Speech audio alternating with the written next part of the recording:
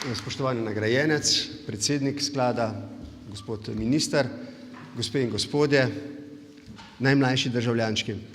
Sprejmite prosim vsi in preko vas vse državljanke in državljani, vse Slovenke in Slovenci, doma in vse povsod po svetu, moje najbolj iskrene čestitke ob današnjem državnem prazniku, ob kulturnem prazniku. Slovenci smo eden tistih redkih narodov v Evropi in na svetu, ki kulturo proslavijo s praznikom. Danes je ta praznik. Tako po odzivu tukaj v dvorani ob dnevu odprtih vrat, to je zdaj že 6. leto, ko imamo to prakso, pa tudi po odzivih, ki jih lahko vidim, ne samo na predvečere kulturnega praznika v šolah in vrtcih, ampak sploh ob kulturnih praznikih, ki jih prireja naša mladina, otroci, šole, vrtci, vse povsod po naši domovini. Slovenci živimo s kulturo. Včeraj smo sicer lahko slišali, tako kot se mi zdi prav za tako proslavo, kritične besede na račun oblasti glede skrbi za kulturo. Mislim, da bi nas smelo bolj od tega skrbeti samo, če takih kritičnih besed ne bi bilo. Mislim, da je prav, da so, da tisti, ki smo za to odgovorni, tem prisluhnemo in da poskušamo storiti, kar je v naši moči, zato da kultura ostane to, kar je vedno bila za Slovence, v dobrih in v slabih časih. Nek navdih za naše sanje.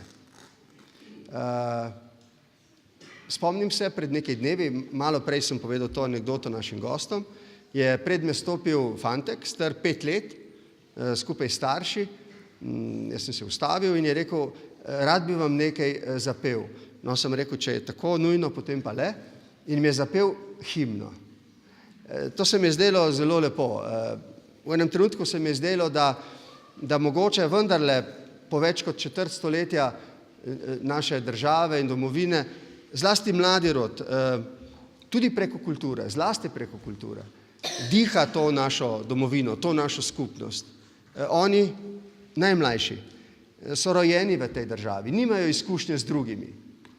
Tisti, ki smo starejši, lahko primerjamo, lahko analiziramo, oni ne.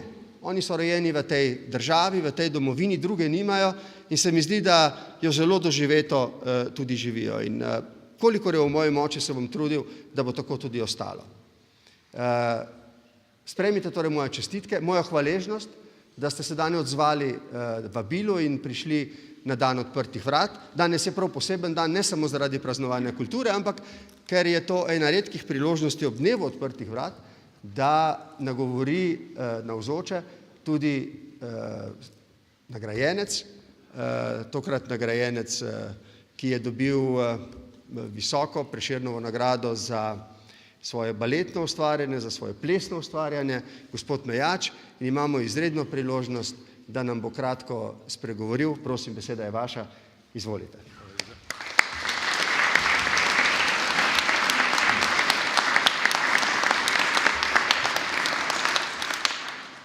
Dragi moji, bom rekel, odkrito bom povedal, da bi, tako kot sem včeraj že povedal, da bi raje zaplesal kot govoril.